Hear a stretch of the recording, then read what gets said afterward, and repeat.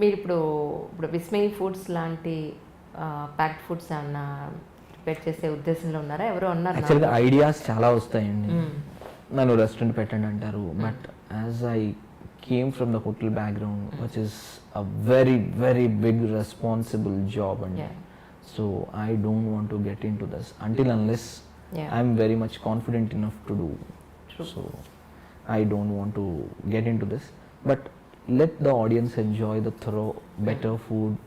Let me get into the everyone's house అన్నది నా point. ప్రతి ఇంట్లో విస్మయ్ ఫుడ్ అన్నది ఉండగలగాలి. ఇంకా నేను బెటర్గా ఎలా అర్థం చేసుకొని ఎంత బాగా చేయగలగాలి, ఎంత ప్యూర్గా, ఎంత 100% యాక్యురసీ తీసుకురావడానికి నేను ఇంకేం చేయాలి అన్నది ఎప్పుడు it has to work. I have to be on that, otherwise I can't go beyond.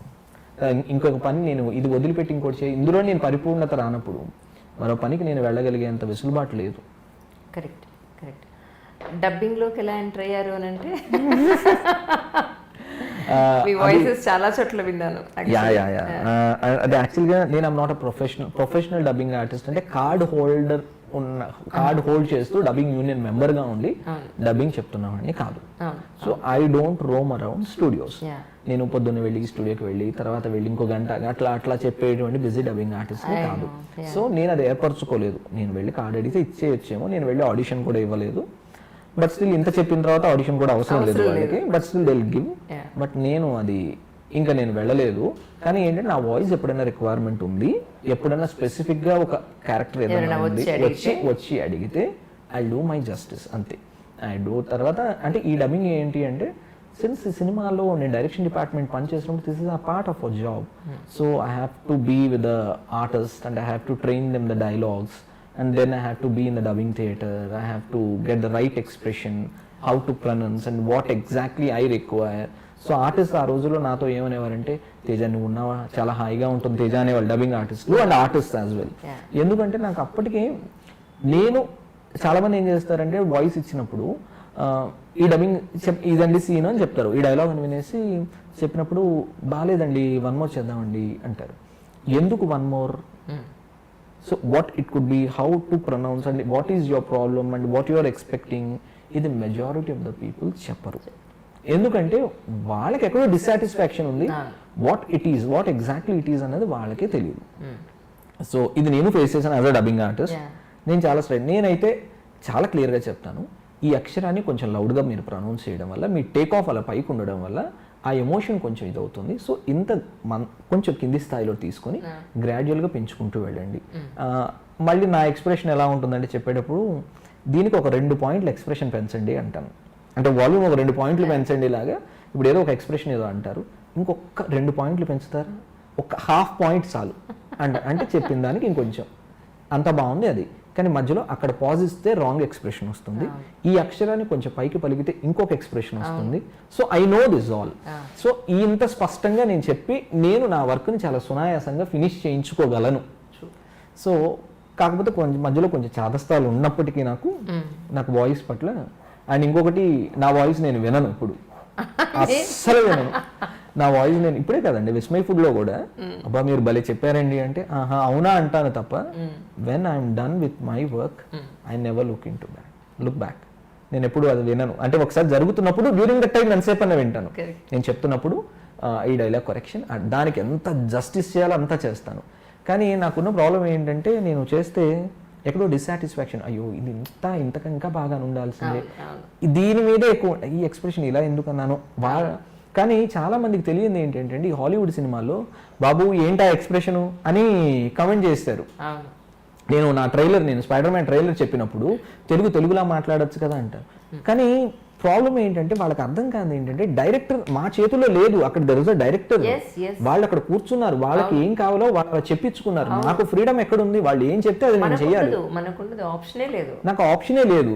ఇప్పుడు డైలాగులు ఏంటండి, ఆ డైలాగ్ వాళ్ళు ఏమనుకుంటారంటే ఈ ఆడియన్స్ ఆ డైలాగ్ నేనే రాసుకొని నేనే చెప్పాను అనుకుంటారు. కానీ అది డైరెక్టర్స్ అక్కడ వాళ్ళు కూర్చున్నారు పక్కన ఇంజనీర్స్, అది వాళ్ళు డిస్నీ వాళ్ళు లేకపోతే ఎవరో పెద్ద టీం ఉన్నారు, వాళ్ళందరూ అప్రూవ్ చేసి వాళ్ళు ఒక స్క్రిప్ట్ రాసి నాకు ఇచ్చి దాన్ని చెప్పమంటే నేను చెప్పిన డైలాగ్ అది. సో దాన్ని నేనేం చేయగలను, పైగా ఆ ఎక్స్ప్రెషన్ హలో మైక్ అంటే హే మైక్, ఈ ఎక్స్ప్రెషన్తో నేను చెప్పాలి ఏ మైక్ అంటే ఆ ఫేస్ మీద కూర్చోదు అది. కూర్చోదు, నిజం. నేను ఎలా చెప్పాలి మరి దాన్ని, నేను ఆ విధంగానే అలాగే నేను బ్యాలెన్స్ చేస్తూ చెప్పాలి. సో ఈ విషయాన్ని చాలామందికి తెలియదు. సో డబ్బింగ్ అనేది నా చేతిలో అక్కడ ఒక పర్సన్ ఉన్నారు, వాళ్ళు చెప్పించుకుంటారు, వాళ్ళు అడిగినట్టు నేను చెప్పాలి. That is my responsibility, I have to do my job అంతే. True true. విస్మయ్ అనేది మీ అబ్బాయి పేరుని విన్నా నిజమేనా? అవును.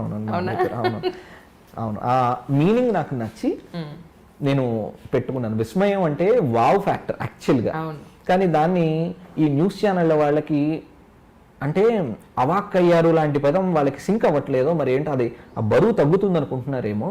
విస్మయం చెందారు, కరప్షన్కే వాడతారు మళ్ళీ ఈ పదం. ఈ న్యూస్ ఛానల్ వాళ్ళు కరప్షన్కి వాడతారు.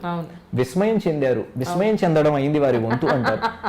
దాని అంత బ్యూటిఫుల్ ఎక్స్ప్రెషన్, పాజిటివ్ వైబ్ ఉన్నటువంటి విస్మయం అంటే ప్లెజెంట్ సర్ప్రైజ్.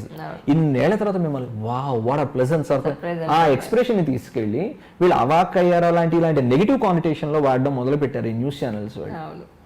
వాళ్ళకి ఆ పదం, అంత బరువైన పదం దొరకలేదేమో వీళ్ళకి.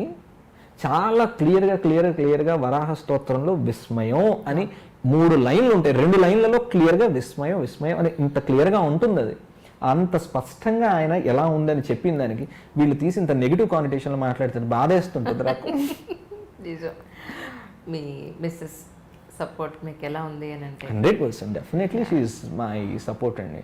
So during the shoot she'll be with me, back ఎండ్లో తను పని చేస్తుంది, షీల్ అండర్స్టాండ్ ద రెసిపీస్, తన మొహమే చెప్పేస్తుంది ఏంటి రెసిపీ ఇట్లా ఉంది అని అంటుంది వెంటనే. బట్ నేనంటాను నీకు నచ్చకపోవచ్చు, but they are people like who will like కదా. So every time she is a big support అండి. సో అండ్ విస్మయ్ని మాకు ఒక పెద్ద ప్రాజెక్ట్ అది. సో ఆ ప్రాజెక్ట్ని మేము ఎక్కువ ఇంపార్టెన్స్ ఇవ్వడం అనేది మాకు అనుకున్నాం, మ్యూచువల్గా అనుకున్నాం. So that is amazing whatever we are doing for him and for us as well. So that ఆ విషయంలో మేము నెగ్లెక్ట్ చేయకూడదు. కాబట్టి సిన్స్ తన LLB చదివి తన మ్యాజిస్ట్రేట్ ఎగ్జామ్స్ రాసి ఇవన్నీ చేసిన, but she quit and she is here.